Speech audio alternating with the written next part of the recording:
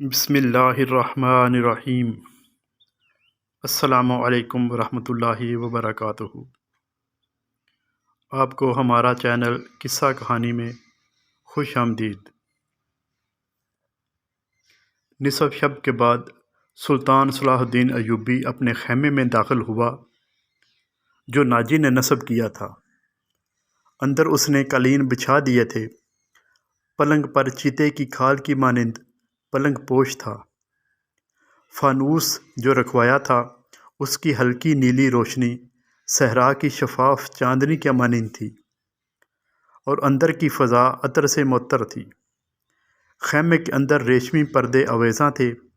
ناجی سلطان صلاح الدین ایوبی کے ساتھ خیمے میں اندر گیا اور سلطان سے درخواست کرنے لگا کہ اسے ذرا سی دیر کے لیے خیمے میں آنے کی اجازت عطا فرمائیں۔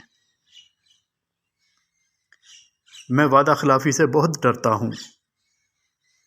سلطان صلاح الدین ایوبی نے کہا، بھیج دو۔ اور ناجی ہرن کی طرح چوکڑیاں برتا خیمے سے باہر نکل گیا۔ تھوڑا ہی وقت گزرا تھا کہ سلطان صلاح الدین ایوبی کے محافظوں نے ایک رقاصہ کو اس کے خیمے کی طرف آتے دیکھا۔ خیمے کے ہر طرف مشعلیں روشن تھیں۔ روشنی کا یہ انتظام علی بن سفیان نے کرایا تھا کہ رات کے وقت محافظ اندھیرے میں اچھی طرح سے دیکھ سکیں۔ رقاصہ قریب آئی تو انہوں نے اسے پہچان لیا۔ انہوں نے اسے رقص میں دیکھا تھا۔ یہ وہی لڑکی تھی جو پھول کے ٹوکرے میں سے نکلی تھی۔ وہ زکوئی تھی۔ وہ رقص کے لباس میں تھی۔ یہ لباس توبہ شکن تھا۔ محافظوں کے کمانڈر نے اسے روک لیا۔ زکوئی نے بتایا اسے امیر مصر نے بلوایا ہے۔ کمانڈر نے اسے بتایا کہ یہ ان امیروں میں سے نہیں ہیں کہ تم جیسی فحاشہ لڑکیوں کے ساتھ راتیں گزاریں۔ آپ ان سے پوچھ لیں، میں بن بلائے آنے کی جرت نہیں کر سکتی۔ ان کا بلاوا تم کو کس نے دیا؟ کمانڈر نے پوچھا۔ سالار ناجی نے کہا کہ تمہیں امیر مصر بلا رہے ہیں۔ آپ کہتے ہو تو میں واپس چلی جاتی ہوں۔ امیر نے جواب طلبی کی تو تم خود بھگت لینا، زکوئی نے کہا۔ کمانڈر تسلیم نہیں کر سکتا تھا کہ امیر مصر نے ایک رقاصہ کو اپنے خیمے میں بلوایا ہے۔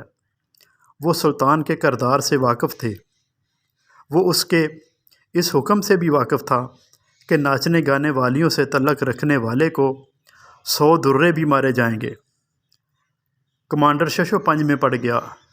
سوچ سوچ کر اس نے ہمت کی اور سلطان صلاح الدین ایوبی کے خیمے میں اندر چلا گیا۔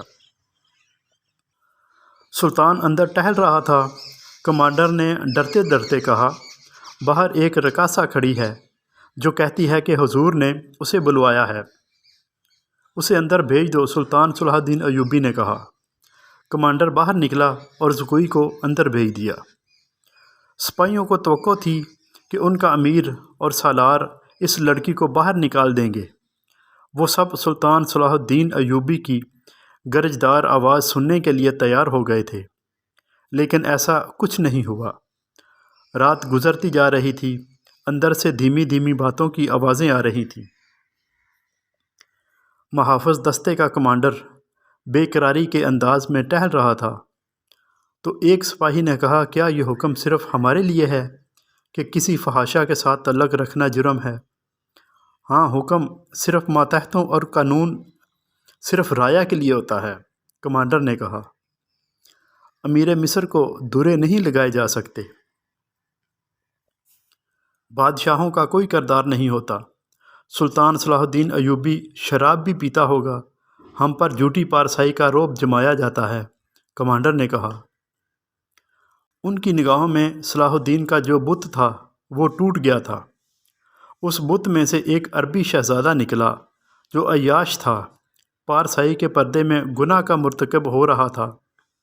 ناجی بہت خوش تھا۔ سلطان صلاح الدین ایوبی کی خوشنودی کے لیے اس نے شراب سونگھی بھی نہیں تھی۔ وہ اپنے خیمے میں بیٹھا مسرت سے جھوم رہا تھا۔ اس کے سامنے اس کا نائب سالار اوروش بیٹھا ہوا تھا۔ اس لڑکی کو گئے بہت وقت ہو گیا تھا۔ معلوم ہوتا ہے ہمارا تیر سلطان صلاح الدین ایوبی کے دل میں اتر گیا ہے۔ اوروش نے کہا، ہمارا تیر خطا کب گیا تھا؟ اگر خطا جاتا بھی تو اب تک ہمارے پاس آ جاتا۔ ناجی نے کہکا لگا کر کہا، تم ٹھیک کہتے ہو، زکوئی انسان کے روح میں ایک طلسم ہے، ورنہ سلطان صلاح الدین ایوبی جیسا پتھر کبھی نہ ٹوٹ سکتا۔ عروش نے کہا، میں نے اسے جو سبق دیے تھے وہ زکوئی کے کبھی وہم و گمان میں بھی نہ آئے ہوں گے۔ اب سلطان صلاح الدین ایوبی کے حلق سے شراب اتارنا باقی ہے، ناجی نے کہا۔ ناجی کو باہر آہٹ سنائی دی۔ ناجی نے دور سے سلطان صلاح الدین ایوبی کے خیمے کی طرف دیکھا۔ پردے گرے ہوئے تھے اور سپاہی کھڑے تھے۔ اس نے اندر جا کر عروش سے کہا، اب میں یقین کے ساتھ کہہ سکتا ہوں کہ میری زکوئی نے سلطان کا بت توڑ ڈالا ہوگا۔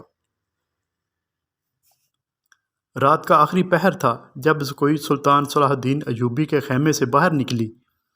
ناجی کے خیمے میں جانے کی بجائے وہ دوسری طرف چلی گئی۔ راستے میں ایک آدمی کھڑا تھا جو سر سے پاؤں تک ایک ہی لبادے میں چھپا ہوا تھا۔ اس نے دھیمی سی آواز میں زکوئی کو پکارا۔ وہ اس آدمی کے پاس چلی گئی۔ وہ اس کو خیمے میں لے گیا۔ بہت دیر بعد وہ اس خیمے سے نکلی اور ناجی کے خیمے کی راہ لی۔ ناجی اس وقت تک جاگ رہا تھا اور کئی بار سلطان صلاح الدین ایوبی کے خیمے کی طرف باہر نکل کر دیکھ چکا تھا۔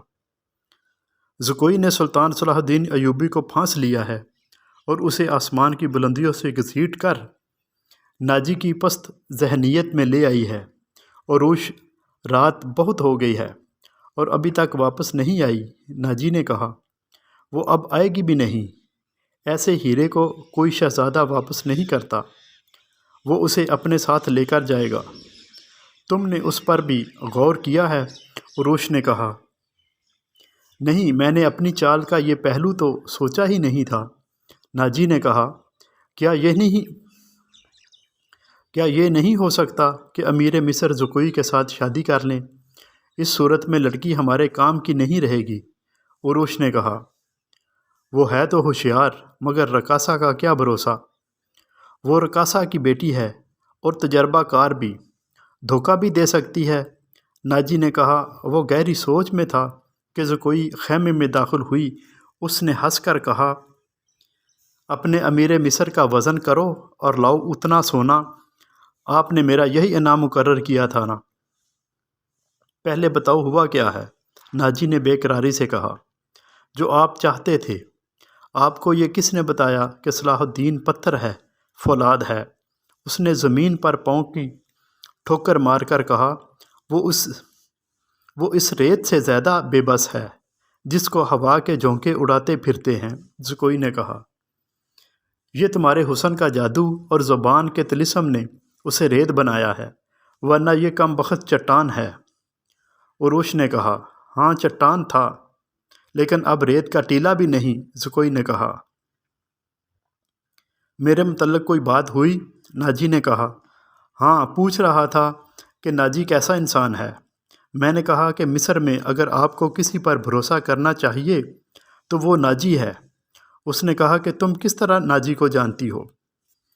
میں نے کہا کہ وہ میرے باپ کے گہرے دوست ہیں، ہمارے گھر گئے تھے اور کہہ رہے تھے کہ میں سلطان صلاح الدین ایوبی کا غلام ہوں، مجھے سمندر میں کودنے کا حکم دیں گے تو میں کود جاؤں گا۔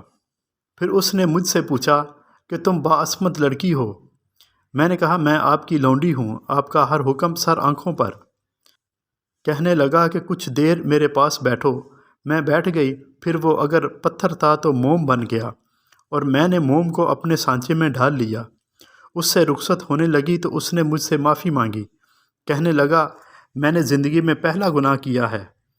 میں نے کہا یہ گناہ نہیں ہے، آپ نے میرے ساتھ کوئی دھوکہ نہیں کیا، زبردستی نہیں کی، مجھے بادشاہوں کی طرح حکم دے کر نہیں بلوایا، اور پھر بھی آؤں گی۔ زکوئی نے ہر بات اس طرح کھل کر سنائی جس طرح اس کا جسم عریاں تھا۔ ناجی جوش مسرت سے پاگل ہوتا جا رہا تھا۔ عروش زکوئی کو خراج تحسین اور ناجی کو مبارکباد دے کر خیمے سے نکل گیا۔ صحرا کی اس پر اسرار رات کی کوکھ سے جس صبح نے جنم لیا وہ کسی بھی صحرائی صبح سے مختلف نہیں تھی۔ مگر اس صبح کے اجالے نے اپنے تاریک سینے میں ایک راز چھپا لیا تھا جس کی قیمت اس سلطنت اسلامیہ جتنی تھی، جس کے قیام اور استحکام کا خواب سلطان صلاح الدین ایوبی نے دیکھا اور اس کی تعبیر کا عزم لے کر جوان ہوا۔ گزشتہ رات اس صحرا میں جو واقعہ ہوا اس کے دو پہلو تھے، ایک پہلو سے ناجی اور عروش واقف تھے، دوسرے سے سلطان صلاح الدین ایوبی کا محافظ دستہ واقف تھا، اور سلطان صلاح الدین ایوبی اس کا سراغ رساں اور جاسوس علی بن سفیان اور زکوئی، تین ایسے افراد تھے جو اس واقعے کے دونوں پہلوؤں سے واقف تھے۔ سلطان صلاح الدین ایوبی اور اس کے سٹاف کو ناجی نے نہایت ہی شان اور عزت کے ساتھ رخصت کیا۔ سوڈانی فوج دو رویہ کھڑی سلطان صلاح الدین ایوبی زندہ باد کے نعرے لگا رہی تھی۔ سلطان صلاح الدین ایوبی نے نعروں کے جواب میں ہاتھ لہرانے، مسکرانے اور دیگر تکلفات کی پرواہ نہ کی۔ ناجی سے ہاتھ ملایا اور اپنے گھوڑے کو ایڑی لگائی۔ اس کے پیچھے اپنے محافظ اور دیگر سپاہ کو بھی اپنے گھوڑے دوڑانے پڑے۔ اپنے مرکزی دفتر پہنچ کر وہ علی بن سفیان اور اپنے نائب کو اندر لے گیا اور دروازہ بند کر دیا۔